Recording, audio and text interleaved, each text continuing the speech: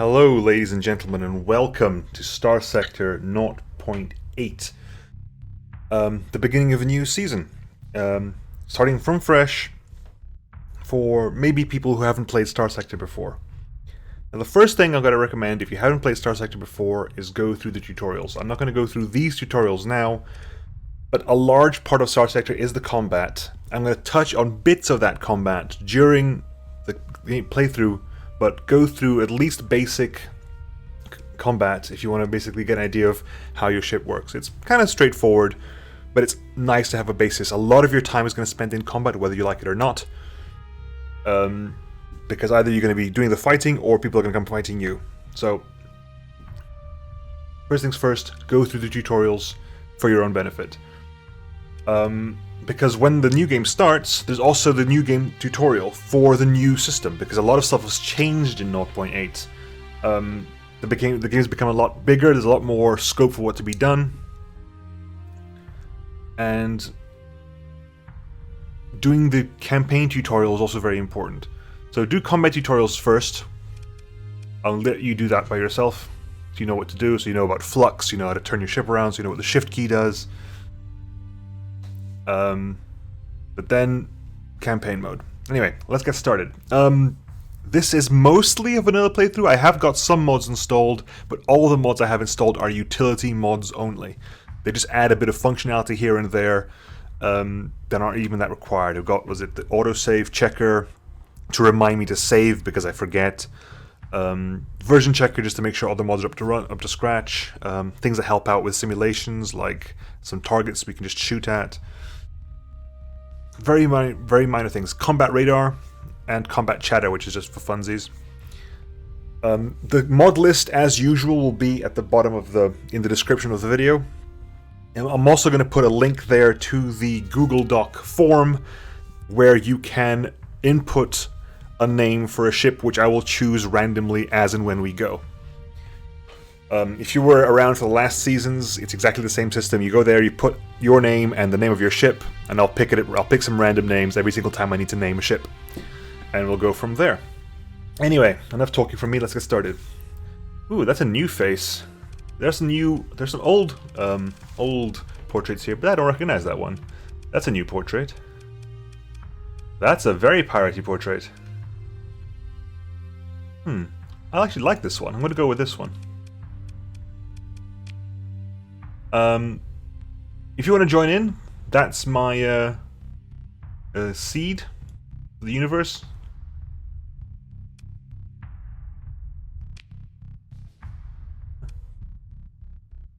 Can I type in here? Yeah. How does this work? There's no Starsector generation, so I guess what you have to do is type it somewhere else and copy it and paste it? A random seed used to generate the sector. Using the same seed will result in the same sector being generated in the new game. The seed can be copied from the character screen in an existing game. There you go. So, if you want to add it in, my character seed is MN2274098203793918883. If you want to play with exactly the same setup I'm going to get. I'm going to turn off help pop-ups. If you're new, keep them on. I'm just going to turn them off personally because they get on my nerves. And you can also generate a random name for you if you want. You know what? I'm gonna let the name generator go something. Let's give it something. Symbiote Maddox. Artemis Fields. There we go. We are Artemis Fields. You can pick sector sizes as well. I'm gonna go for the normal sector size. And there's also, you can also pick your sector age. Young sectors have hotter stars, more planets and more mineral resources, but fewer habitable worlds. Average sectors have a mix of both, and olds have cooler stars, fewer planets and less minerals, more habitable worlds. And mixed means every constellation you go to can either be a young constellation, an average constellation, or old constellation. We're gonna go for mixed. Normal mixed, Artemis Fields. Let's go. Now, in my streams and my first look video, I went Bounty Hunter, but I want to try starting off as a scavenger this time around. But yeah, your most recent occupation was as a bounty hunter or a scavenger. A scavenger, commanding a Wayfarer-class combat freighter. The Wayfarer is an ungainly vessel with an excellent capacity for carrying cargo, fuel, and crew. Its combat ability is limited, but not to be discounted. Designed to operate on the fringes of civilization, the freighter is quite capable of defending itself. I want to be a scavenger. Scavenger/surveyor. I've really enjoyed this new aspect. Like, bounty hunting has been around in Star Sector for ages. I want to try out more of the scavenging aspect. There's going to be combat. Definitely going to be combat, but I do want to try out the scavenging. So I'm going to pick a scavenger. Then, in addition, your fleet includes a Kite-class shuttle under the command of an experienced subordinate.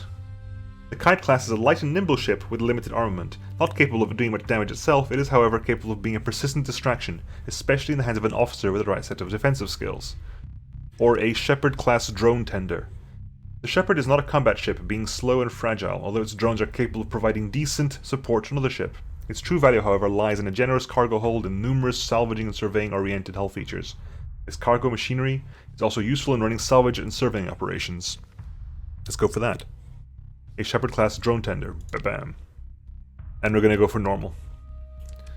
Easy, your ships take less damage, your sensor range is increased, and your salvage is increased, but we're going to go for normal.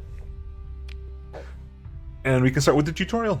This tutorial gives you basically a few missions to get used to the high-level campaign mechanics, and we are totally going to do that, because if it's your first time with 0.8, you should do it as well, and the story is not badly written. Let's start with the tutorial. Ba-bam. Then here it'll generate the constellation. This is the seed it's going to use to generate that, and we'll give it a while.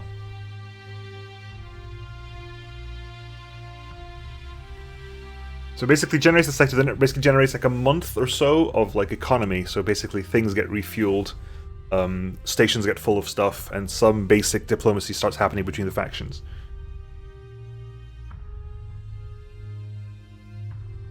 And we're saving, and we go. Good. Welcome to the sector. Your fleet is in the middle of nowhere and critically low on supplies. If you don't acquire more supplies, your fleet will suffer through a slow but ultimately fatal decline. Fortunately, there's a debris field nearby.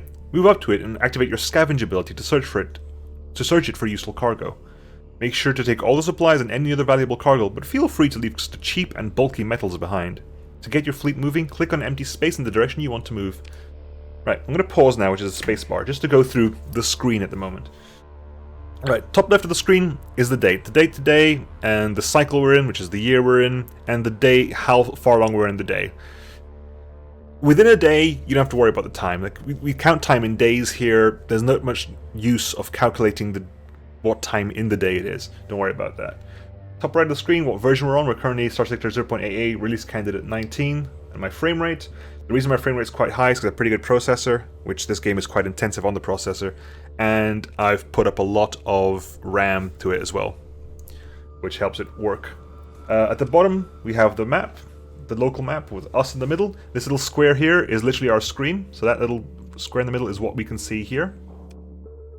And you can see above us is the debris field. We'll head there soon enough. I'm not sure what the range is of these. I'm assuming that from here to here is about 1,000 maybe. Maybe this is like about 5,000 units either side, up and down. Can't really recall. Right. Outposts. Not sure if they're a thing yet. I haven't actually come across them. We'll discover that together. Intel will basically show you all the intel you know of missions you've got, anything intel that's come in, all the planets in the systems around you, or any stars as well. So you can get current system. These are the planets in the current system we're in. Any stars, planets and stations, if they're fully surveyed, if they cannot be surveyed, if they're inhabited, if they're uninhabited. You can actually, a lot of filters you can do here. And factions are what factions are in the game. In the vanilla game, there are a total of 8 factions, as you can see. The Hegemony, the Ludic Church, the Ludic Path, which are basically pirates. Well, they are basically militant members of the Ludic Church. The Persian League, which is new for 0.8. The Syndrian Diktat, the Tritachyon Corporation, and the Independents, and the Pirates. As you go through the game, and you'll do things for them, with them, and against them, that'll change your relationship to them. Then you have the map screen, which is the tab button as well, which basically shows you your local map. Also adds a lot of overlays. You can say, of course, a lot of these won't work in the system view, but basically it shows you I go to suggest that's going to be more effective in the sector system. Right, in the sector. This is the whole of a sector. This is my sector. This is my star sector. Ha! Right. Overlay 1 shows you real space versus the like topography. This is the topography of space. This is basically how all the nebula clouds and all the stuff that's currently in the way, and that's basically shows you the actual color of the background. And as it says here in the overlay, the nebular color indicates the age of stars inside. Blue is young, purple is average, yellow is old. Like I said, there was a mix of old, young, and new. There you go. They are a mix. There's old nebulas over here and several young nebulas over here. Fuel range shows you, given how much fuel you've got, where can you go. So the inner circle is basically, that's the line of no return. If you cross this line, basically you won't have fuel to come back to where you started with. So if I use all my fuel, I can get there. If I use half my fuel, I can get there. If I use half my fuel, I can get back. Exploration basically lets you know if there are any things that require surveying. Inhabited basically shows you what's inhabited and what's not. That's turned on, only inhabited systems will be called. Then you have names. Basically turns off all the names. Constellations gives you the names of the constellations, but you need to turn off inhabited for that, I think. There you go. These things interact in a weird way. Just play around with them until you get what you want. I like this loadout because it lets me know what nebula is what and what to do with it. As far as I'm aware, the core nebula is always the same. The core nebula is always the same, and everything outside is randomly generated, which is kind of awesome. Back here we have crew and cargo, which is the cargo of our ships. This is what we've got in our ship. If you want to eject anything, we can move them down here, like pick it up and drop it, if we so wanted. We currently have 20 units of heavy machinery, 58 crew, 10 units of supplies, which is very low, and 40 units of fuel. And you can also sort them under different tiers over here.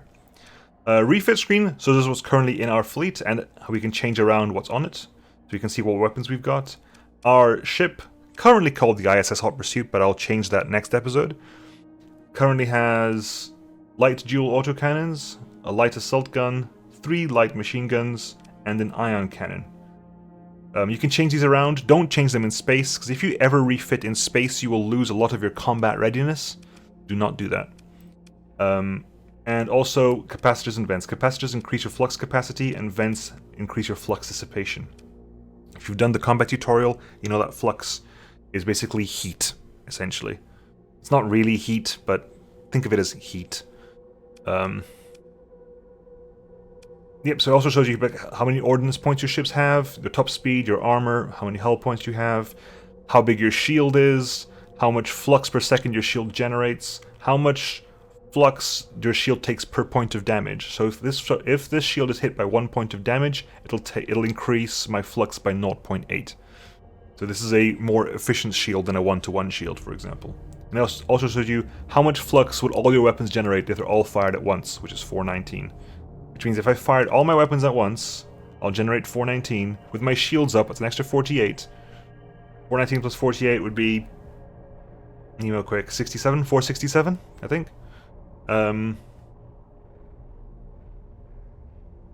Yes, 467, which given my dissipation of 220, which means I have a bonus of about 447 flux per second if everything was happening at the same time. And as you've seen in the tutorial, hitting maximum flux is a bad thing because you overload and can't do anything. Right, so I have my Wayfarer class here and my Shepherd class here. My Shepherd class has a Vulcan cannon and a Salamander MRMs. It's got a salvage gantry, which increases resources gained by salvaging. Surveying equipment. Wow, really? Ah, I should have got one of these in my first look streams. Civilian grade hull, and surveying equipment and salvage gantry. It's also got reinforced bulkheads that increase its ship's hull integrity. It's also got a fighter bay that's currently, because it is a Shepherd drone, is locked to specifically the borer drones. But in a carrier, you can swap these out. Right, that's the refit screen, pretty much. The fleet screen basically shows you the ships you have in your fleet. You can order them about if you so wish, though there's less of a reason to do that in this version. You can also say, for example, scuttle it, you can mothball it, you can suspend repairs, or you can refit from here. Or you can just look at the loadout, the screen, which gives you a description of every ship. And the character screen, of course, gives you your level points. Character points 0 at the moment, but in the tutorial we will get some more points. Anyway, move up to the debris field. Let's start doing things. I'm talking for way too long. It's been 15 minutes. I haven't actually moved yet. That's crazy talk. Let's go, go, go, go, go. Right. Here, I've hit the debris field. Press 6 to start scavenging. Ba-bam. Your fleet assumes a stable orbit relative to the debris field. The field appears stable and will not drift apart anytime soon. Long-range scans indicate it's likely something of value could be found inside. We'll assess. A preliminary assessment estimates the maximum amount of crew and equipment that can operate in a debris field of this size. It's possible to scavenge with fewer crew and less machinery, but fewer crew will reduce the amount of salvage recovered, and while having less machinery will increase the danger to the crew. The ships in your fleet provide a combined maximum salvage bonus of 10%, capped by the salvage difficulty rating of 0%. So we actually have 0% bonus. Because our bonus, any bonuses you get is capped by the difficulty of the salvage. Because this is like tutorial basic land, I'm not going to get any bonus whatsoever. Anyway, begin salvage operations. Ba-bam. That little trickle is awesome. So we're going to have, we found 32 supplies, 20 fuel, another 13 heavy machinery, which is nice, and 33 metals. Metals haven't really got a use at the moment. They're just trading commodities. Whereas you use supplies to stay alive, fuel to travel in hyperspace, and machinery is now used in salvaging and surveying. Confirm and continue. I could, of course, have done this. Like, if I could have just hit take all. Bam. Right, okay. Press F5 to quick save. If you're ever lost in the tutorial, it's probably because you didn't quick save. Look at the bottom here, it'll tell you what you need to do. A pirate fleet is approaching. First, you'll spot it as a sensor contact, then as an unidentified fleet. Then, when it gets very close, you'll see its true colors. Don't worry, the pirate ship is a shoddy rust bucket, and if you do lose, you can press F9 to quick load. Even so, combat can be expensive, especially if there's no bounty on the enemy you fight. Deploying ships into battle reduces their combat readiness, and recovering CR consumes supplies. Battle damage can cost even more supplies to repair. However, fighting is often necessary to survive. Wait for the pirate fleets to approach, then defeat them. Okay. There it is, see? First of all, unidentified contact. Unidentified center contact. If it's a fleet, it's running with its transponder turned off. I have no idea. I can see it on my radar, but I don't know what it is. As it gets closer, it's a fleet. I can see what it is, but I don't know what kind of fleet it is. I know I can see the ships inside it, but I don't know who it belongs to. I can't look at it and see who it is yet. Funnily enough, they can't really see me. They're coming at me, but this circle here shows me their sensor range. They can't see me, so they're coming in because the tutorial told them to do so, because technically they can't see me. There you go, and then bam, we're close enough now. Now we know that they're a rogue miner. They're hostile and they're intercepting my fleet. But bam. The pirate ship maneuvers to prevent you from disengaging easily. It does not appear to be certain of your identity. Any hostilities will have to be reduced impact on your reputation. Right, let's move in to engage. We can open a comlink. Did the hegemony send you to do this errand for them? Come to collect a bill. Philippa Dowd, Captain. Well, Philippa, you'll meet Artemis in combat. You can transfer your command to the ship. I'm currently going to fly out in the Hot Pursuit, but I could change to fly out in the Shepherd if I wanted to. I don't want to. Let's go. Alright, I'm going to deploy both my ships so we get to see them happen. Like I said, projected deployment recovery cost. So it'll cost at least 8 supplies to recover from this deployment. That's if I don't take any damage. If I take any damage, it could cost me more. Let's go. Alright, in combat, if you've done the fleet commands, you know what the commands are. But I'm going to tell the Shepherd drone to escort me. The Shepherd class ship to escort me. And we're going to go ahead and take out the enemy Cerberus. There, it's launching its drones. I'm going to put my shield up. Right, let's get some damage in here.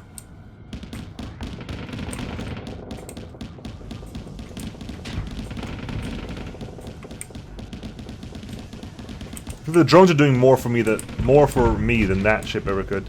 Look at that. Those drones are actually doing quite well. They're being shot down, of course. There's a... I believe that's a Thumper? Oh, the Thumper has changed. Interesting. That is not the Thumper I recognize from the past. Right, so we turn off my shields and my flux goes down.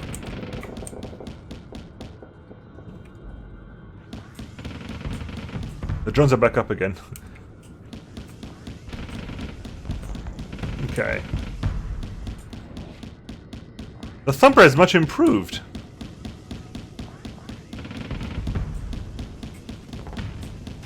If you look here, that shows their ship's like armor loadout, so you can see it has no armor in the front. So we can start getting some shots in the front and start doing some good damage.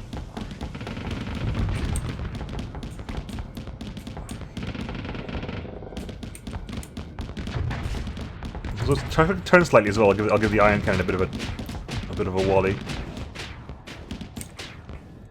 It's also good because the ion cannon has turned off their engines and disabled their weapons.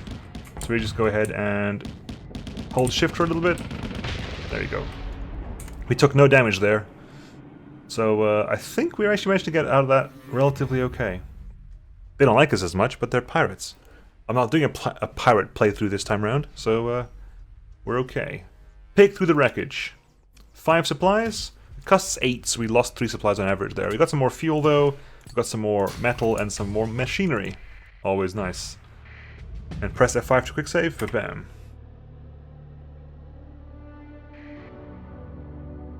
You've gained a level. Normally you gain 1 character point with each level up, but you gain an additional 3 points at the start of your campaign.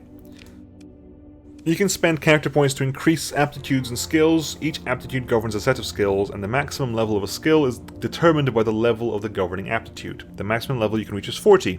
Once character points are spent, they cannot be refunded. Press C to open up the character tab. So, bam. Let's show off the character tab now. Bam. I'm level 2. I've got 4 character points to spend on skills. Now, skills work by having 3 level up slots. They can go level 1, level 2, level 3 for every skill. And the maximum of a skill is limited by its corresponding aptitude. So, with aptitudes at 0, I cannot train any skills. Right? I need to raise an aptitude by 1 to increase a skill. If I say, bam, I can only go 1 up. I can't put 2 there. I need to go, oops, let's reset, then 2, right? We're capped by our aptitudes. Okay, so what are we going to spend? There's a lot of choice now, and it's not as clear as it used to be. In 0.7.2, I had an exact thing in my mind. This is what we're going to do. Now, because I'm kind of focusing on scavenging and salvaging, I'm going to put a point into industry and get some salvaging ability. I'm going to put some points into field repairs as well, so any recovered ships get more combat readiness and hull integrity. And I'm going to put a point into... I'm going to keep that point. Later on I'm going to put some points into combat, maybe. Maybe. It's also useful to put some points into, for example, fleet logistics that lowers your supply use for maintenance, and then navigation level 2 lowers your fuel usage as well. There's a lot of very useful skills. Anyway, shortly after dispatching the pirates, you receive a tight beam communication from the system's main inhabited world, Ansira. The message is brief and asks you to travel there and contact the station commander Pollard as soon as possible. Let's lay in a course for Ansira. You don't need to do the travel, but it helps keep track of where you're going and how long it'll take to get there. After dismissing this dialogue, press E to open the intel screen. You'll see a display concerning where the message is concerned, and Ansira is in system. So we can just lay in a course, right? So you press E. From any map, you can do it in E. Then you go to our important contact station commander Pollard, where in system. We're looking for a place in system. Click on there. It'll open the system map. If you want to go to Ansira, click and hold, lay in course. Then go back, or press S, bam, then back out. Then we start heading in that direction. Course laid in for Ansira. Distance, 6.6 units. It requires no fuel because it's in-system travel, and days, it'll take us about 7 days. Ansira is pretty far away, and it'll take a while to get there at this rate. The Sustained Burn ability is useful for long-range travel. Activating it will briefly stop the fleet and reduce its acceleration to a minimum, but the maximum burn level will be much higher. Activate Sustained Burn to get to Ansara more quickly. You can also press and hold the Shift key to speed up time. So let's press and hold the Sustained Burn button. Bam. We slow down completely. We stop, we turn our engines to Sustained Burn, and then we start burning. Look at our speed here. This is our speed. Our burn level is our speed. And with Sustained Burn, we get a lot faster. Our speed is much increased. We're currently slowed down because we're currently going through a nebula and some asteroid fields there. This is our money, this is our supplies and their usage per day. This is our total fuel capacity. This is a screen that's interrupting me talking. Your fleet is getting closer to Ansara, which is controlled by the Hegemony, a major militaristic faction in the sector. While in Hegemony space, a fleet is required by law to identify itself by keeping its transponder turned on. This is a view shared by most, though not all, major factions. Turning on the transponder makes your fleet highly visible, and anyone seeing it will know who you are, unlike that pirate fleet you fought earlier, which you had to be very close to positively identify. Keeping your transponder on is a crippling disadvantage in hostile space, but as we're getting closer to port and we'd like to dock there, it's a good idea to turn it on. Activate the transponder before getting closer to Ansara, both to avoid unwanted attention from patrols and to receive docking clearance. Since turning it on and off has major consequences, it requires a double tap to turn on and off, once to prime, once more to confirm. So I'm going to pause. So where was I? Yes, this is fuel. This is our speed. This is our average, our combat readiness of the fleet. That's our average hull status of the fleet. That's our repair time. That is the range of our sensors and the detection range of our sensors. So we can get detected out to 585 and we can see out to 258. We can also get detected, unless you're going specifically very stealthily, you'll always get detected at a longer range than you can see. Unless you probably like tweak your fleet the other way around. Anyway, let's press 1 twice to turn on the transponder. Look at it, look at this, look at my detection range. It's gonna go up a lot.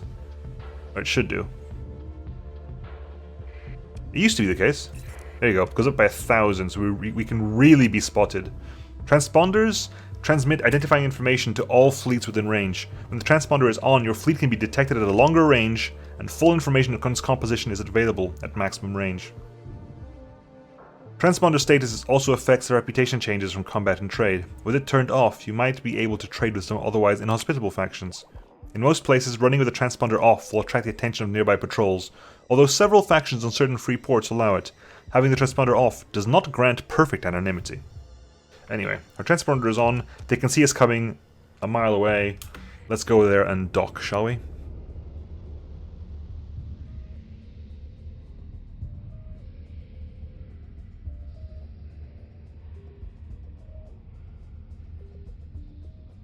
Boop.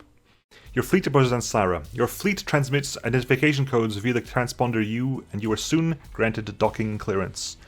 Right.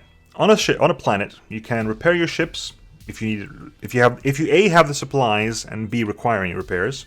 You can make of the dockyards refitting facilities. Here you can refit without having to lose CR.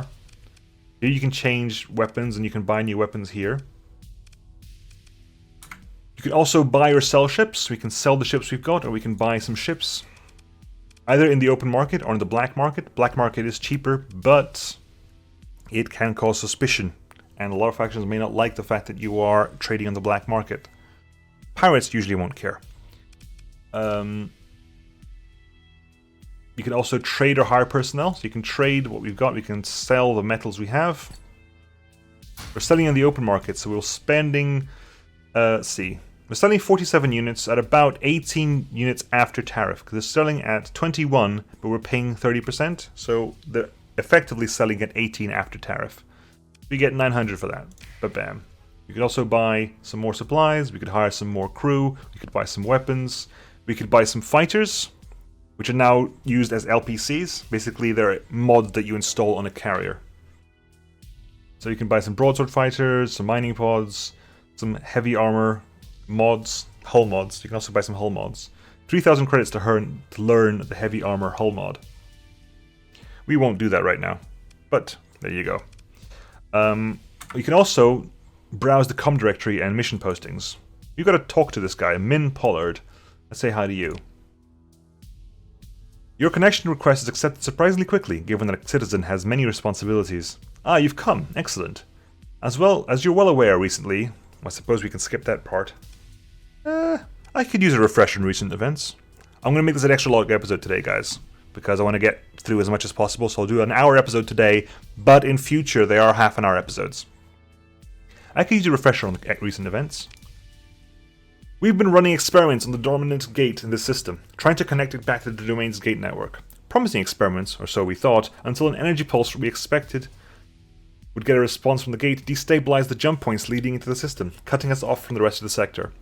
It's rather like how the sector is cut off from the domain writ small. The stars have a way of irony, do they not? The miners of the Derinkuyu station, which is also located in this system and was operating near a subsistence level, were hit the hardest.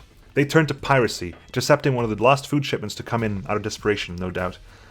But there were deaths, and they've put themselves well outside the law. Their leaders know that if the jump points are stabilized and the system is once again part of the sector, they can look forward to life sentence and appeal Connolly at the absolute best. Alright, where do I fit in?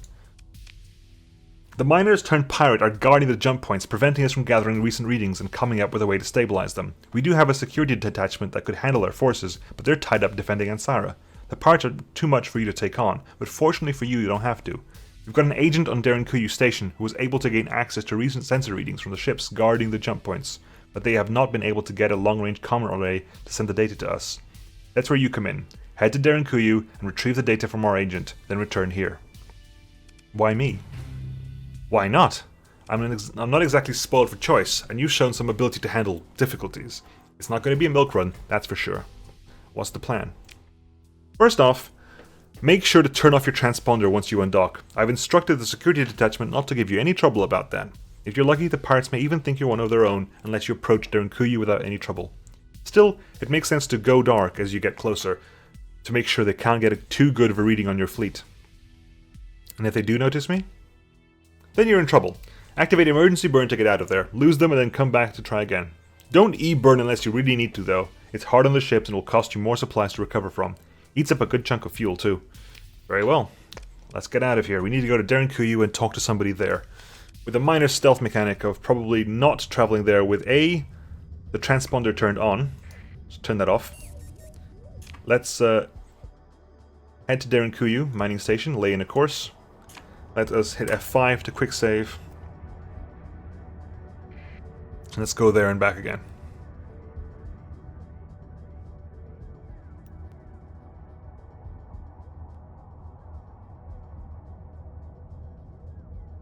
Of course, my sustained burn is still turned on, so we're still traveling relatively quickly, although you can of course hold shift to speed up the time. Ah. I see, we seem to have been intercepted. I was traveling way too quickly and I wasn't really thinking about what I was doing. That's why shift is not necessarily great. And also that's why sustained burn isn't necessarily great either. The pirate fleet maneuvers to prevent you from disengaging easily. It does not appear to be certain of your identity. Any hostilities will have a reduced impact on your reputation. Let's attempt to disengage. Enemy fleet pursues your forces. Okay.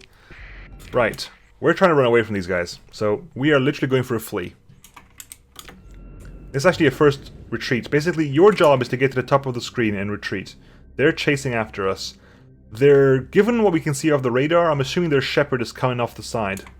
So I'm going to stay with my shepherd. And we are floating up out of here. How fast can you go, buddy? 140. Okay. How fast? I'm gonna click on that and hit R to lock on. Its speed is 87, so we're basically gonna slowly move up.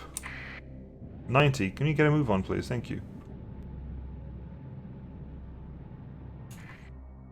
It's a slow process, but I want to stay alive. I want to turn around as well.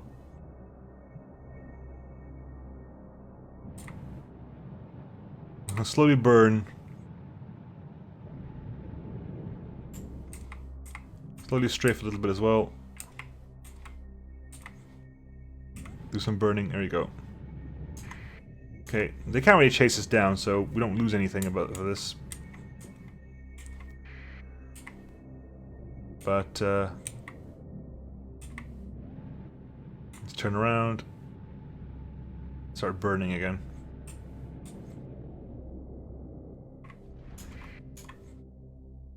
Ah, see? They just lost a fighter. Fighters are dying, I think. There you go. I think we've turned, and we're almost at retreat level. See on the map there? This map here, by the way, is part of the Combat Radar mod. Combat Radar mod, rather than the vanilla. There's no vanilla map, this is part of Combat Radar. But it shows us our CR levels, our relative size to the enemy, and the map as well. And the yellow line, the yellow area is where we can retreat from. So once we hit that retreat area, we shall leave. Press enter to retreat. Let's burn out of here. Let's leave. That was me being very silly and not being stealthy about that. Give it a while. There we go. We decide to leave. The enemy force is able to recover some combat readiness as they control the battle space and the engagement was limited. Yeah, we have to leave here now. Right, we're going to leave. We're going to turn off Sustained Burn. Sustained Burn also makes us easier to spot, by the way. If you look at that, the difference that makes. We were at about 500 and 200 here. I'm going to turn off Go Dark. Go Dark basically lowers our detection range. But slows us down as well. We're down to half speed. But now we can see things before they see us, so... I held shift as well to make this a little bit quicker, because they're now really, really slow. Okay. They can't see us now, I don't think. They can see us. You can see the raid there. There. Okay. They're being very stealthy right now. They're trying to pursue us, but they can't really see us right now.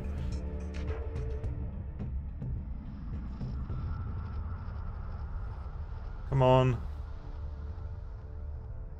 Ignore me, guys. There you go. They forgot about it. They forgot about it. They forgot about us. Means we can leave here and head back to Derinkuyu. There's also a debris field here. We might do that there.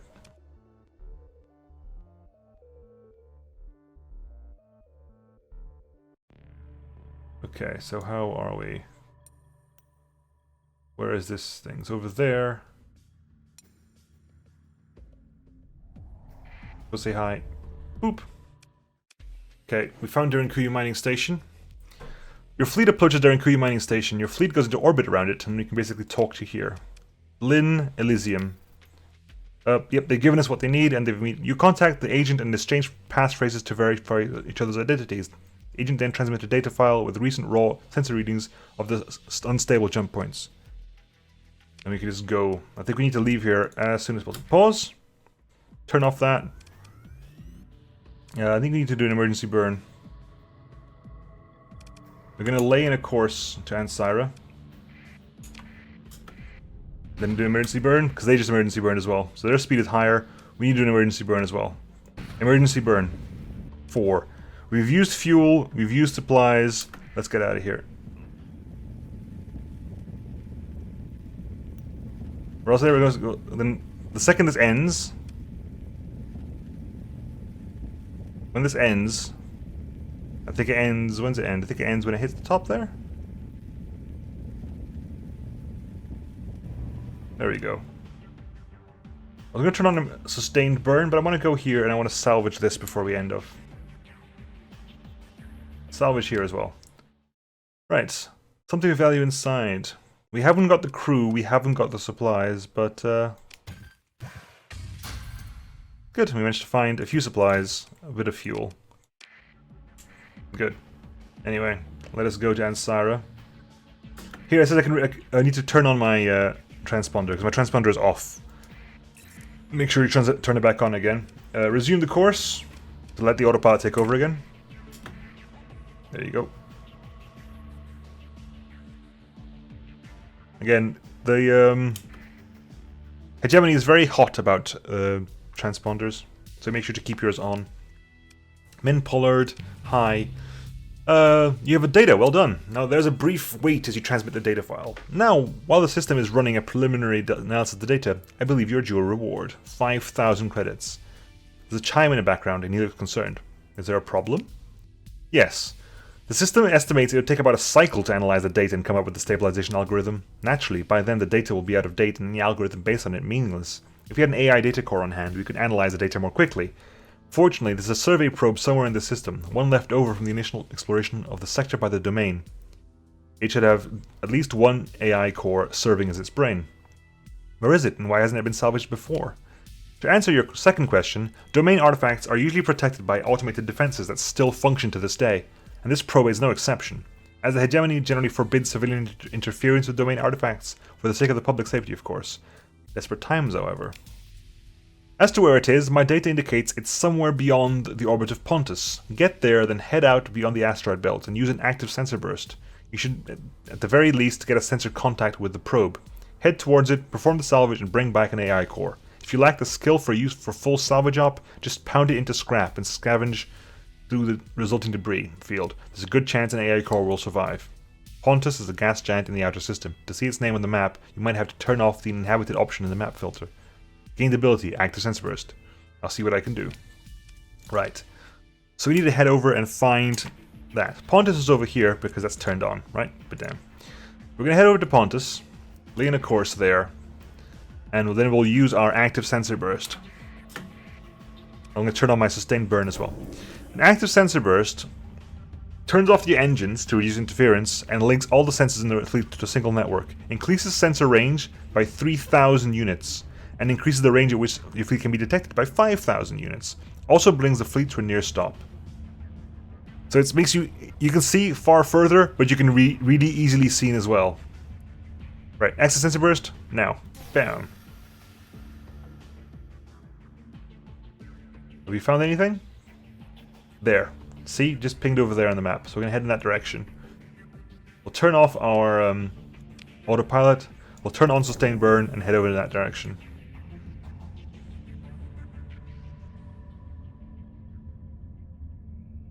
When we get a bit closer, we'll ping again. Oh, nope, no need. We see it now. Okay, so discovered a domain-era probe.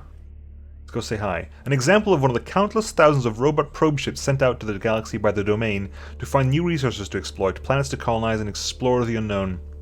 Some variants are produced by automated motherships. This specimen appears to be inactive, pitted by small impacts. Its hull displays iridescence.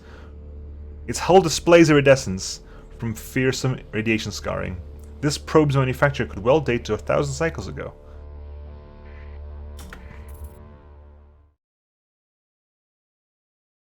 Your fleet approaches the domain, blah blah blah, we just read that. Okay, explore that.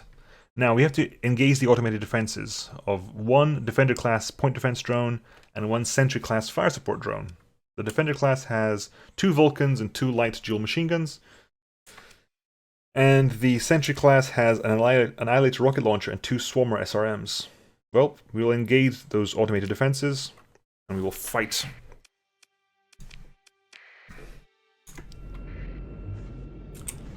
Right, stick together with the Shepherd. The Shepherd's drone borer ships will be useful distractions.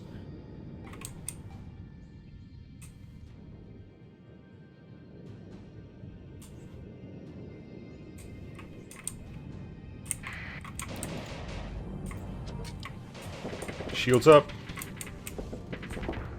Right, let's go take care of this buddy. Let's go take care of this guy right now.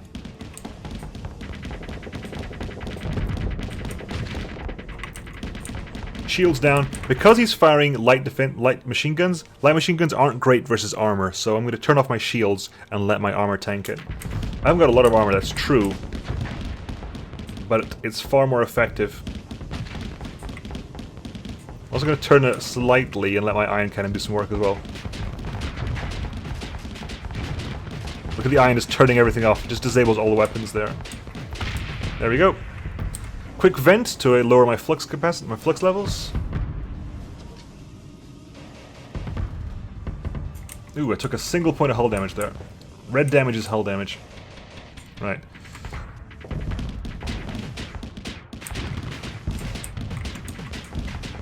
Flame out, and a lot of his weapons are disabled at the moment, so let's keep firing.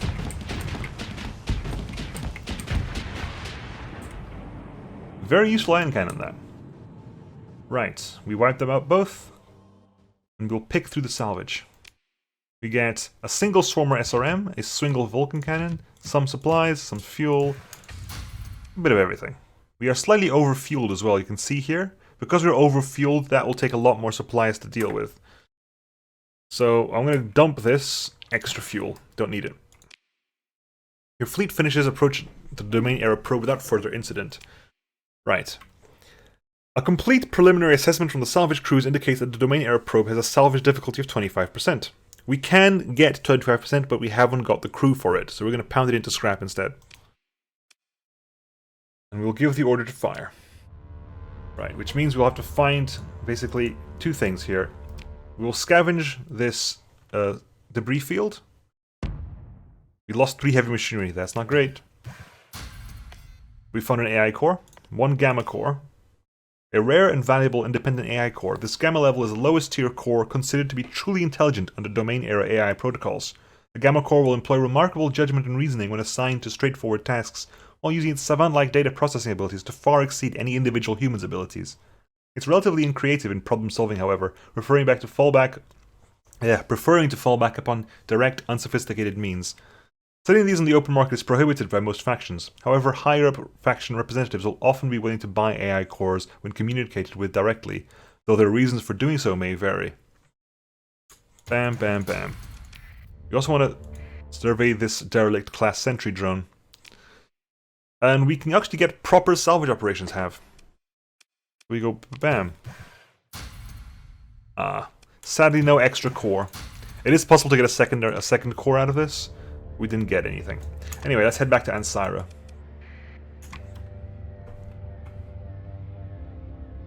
Sustained burn. No, keep that on. We are overfueled, so let's jettison some fuel. If you hold control and click, it'll cleverly automatically take it to the lowest point. Like, it automatically chooses 13, because 13 is the exact number I'm over by. So we just jettison 13 fuel. And it's over there, cargo pods. Now, these days, if you jettison something, it's actually out there, which is awesome. I wonder how long they'll stay there for. Could you, like, jettison a lot and then come back and pick it up? Interesting notion.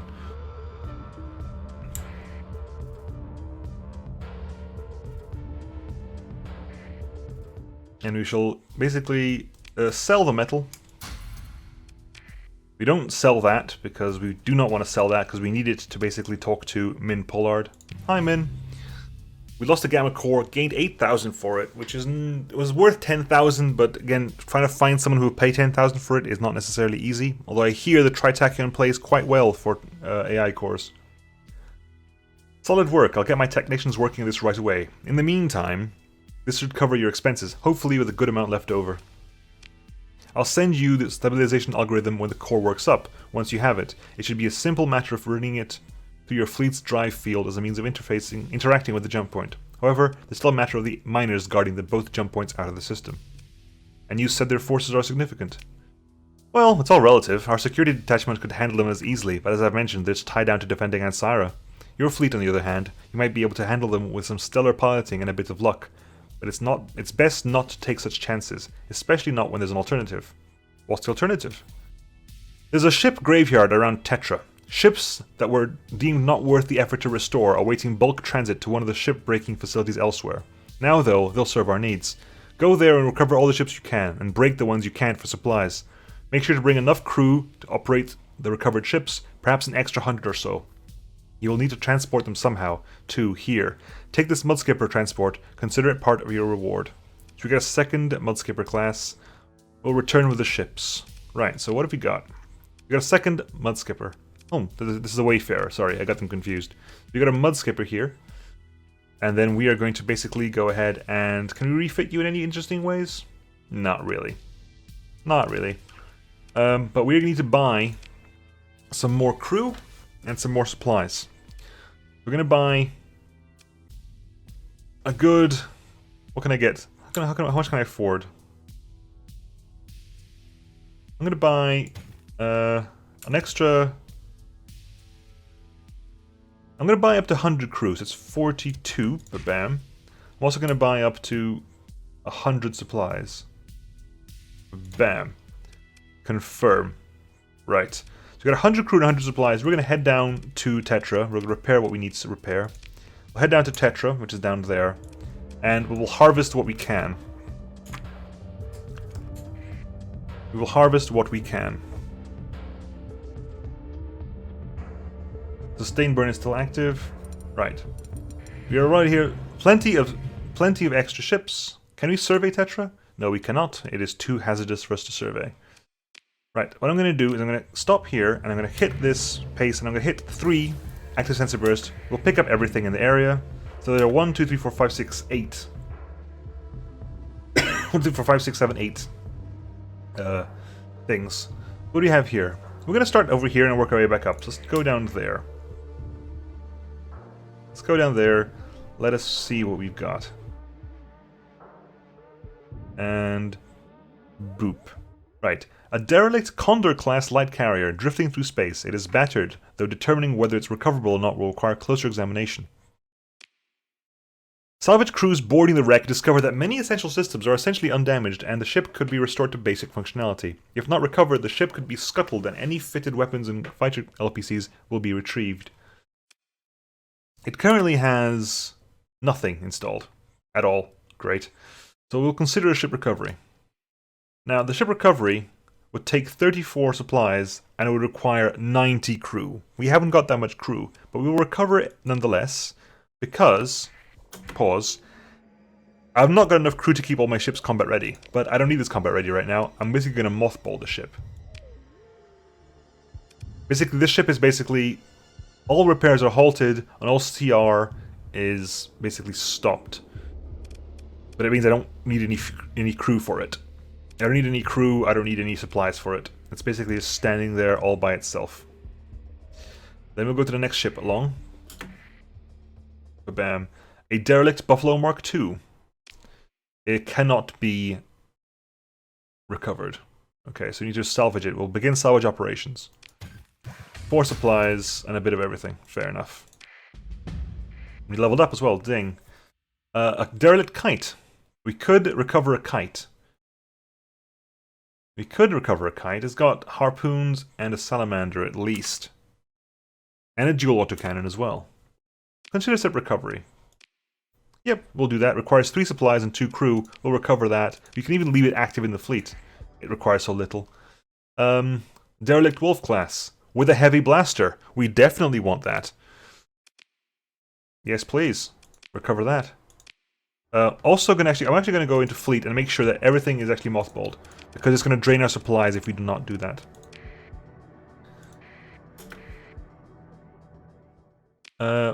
Let's salvage a derelict kite class. A little bit of everything. What's that? That is going to be a Tarsus, I think. Yeah, derelict Tarsus D. We'll salvage that. A derelict Lasher. Salvage that. And I'm assuming this is a derelict Hammerhead. Ba-bam. A derelict Hammerhead class destroyer is actually recoverable. We'll recover that as well then. Ba-bam. Leave. We will mothball this as well. Right, let's head back to Ansira. We've got all the ships we had there. We've got a full... We actually increased our fleet by a full 4 ships there. And, to be fair, some of them are amazing. I mean, the fact that we got a heavy blaster, Wolf D, that's pretty awesome. Also, whenever you recover a ship, they'll come with negative hull mods, like a glitched sensor array. Reduces weapon range and reduces weapon sensor strength. Degraded engines reduces their burn level and increases your sensor profile and reduces your speed. A damaged flight deck. Glitched sensor array, unreliable subsystems. Reduces peak operating time and increases the rate of combat readiness degradation. To be fair, this is the best ship we've got at the moment because all it's got is a faulty power grid. Although, to be fair, the fact that we've got a heavy blaster, that's a very good weapon to have on a wolf, by the way. So we're definitely going to be keeping a lot of those around and active. Shift, and press F5 again, because whenever you scan, you turn off your sustain burn. you've arrived here. Let's go into fleets, because let's unmothball these ships. We are under strength crew by about 102 crew. We're also, I think, we can repair. Okay, we can repair all the ships, that's good. We're going to buy 102 crew. 102 crew, we're going to drop off some metals. We're going to drop off... okay, so that counteracted the cost slightly of that, thankfully. Say hi. Speaking of weapons... So basically, welcome back, a bunch of rust buckets, aren't they? But put some weapons on them, and get a proper refit done, and with a dedicated crew they'll do alright. It's no worse than the pirates got at any rate. Speaking of weapons, yeah, I was just about to talk to you about that. Not much to buy on the open market, but we have some stores. I've already assigned you a local storage space to be assigned to you. And some suitable weapons transferred there, along with enough supplies to speedily bring the new ships back to full combat readiness.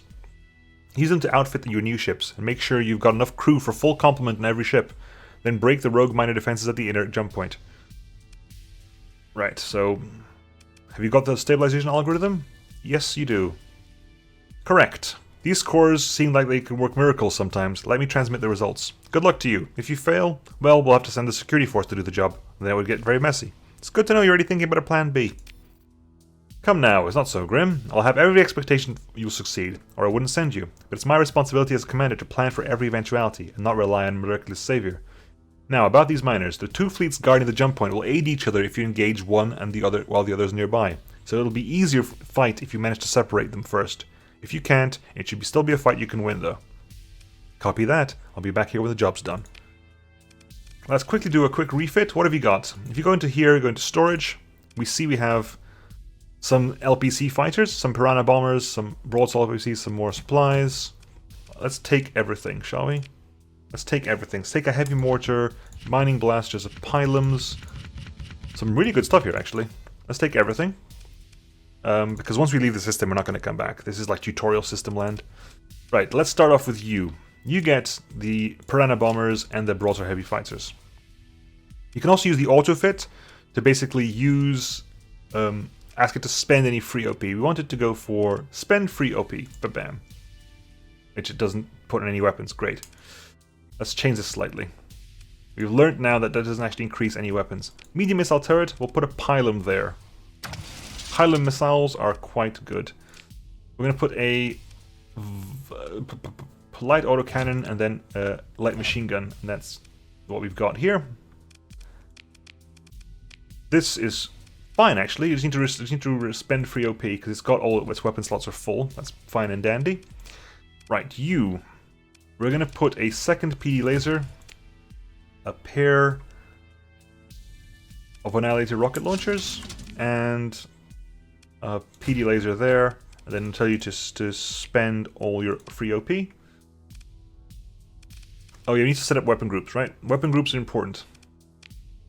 Basically, if you want to control the ship, you need a weapon group set up, otherwise you can't run the ship properly. So, auto. PD lasers over there, rocket launchers, heavy blasters, fine. Right, last one over, just you. Heavy mortar, second harpoon. They haven't got a second railgun, unfortunately. I'm going to put in a Vulcan cannon and a light machine gun. And here we're going to put a light autocannon there. And we're going to spend free OP with flux distributor and the reinforced bulkheads. Good. So that's that done. Weapon groups as well. Ba-ba-bam. Right, so we have a fleet now. I'm going to fly you. Technically, I'm going to put you in second because you're really important. I'm going to put you in last because you're not really your ship. Like I said, the order makes no difference. In the old days, there used to be crew veterancy and crew experience, and the most experienced crew would be at the top. But that doesn't seem to be a thing anymore, so it doesn't really matter. It's just my personal organization. And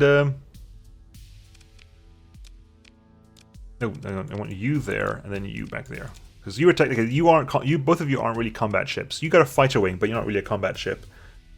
Okay. Anyway, it's been an hour, folks. Next episode, I will name all the ships. I'll save first. I will name all the ships, and then we will attack the miners at the gate. And this will be the start of our season. I hope you enjoyed it, folks. Like I said, if you want any names for ships, go down into the description and go to the Google Doc form there. You can also catch me on Twitter at Nemo. There's a link to my Discord in the chat as well, and there's also a link to my Twitch.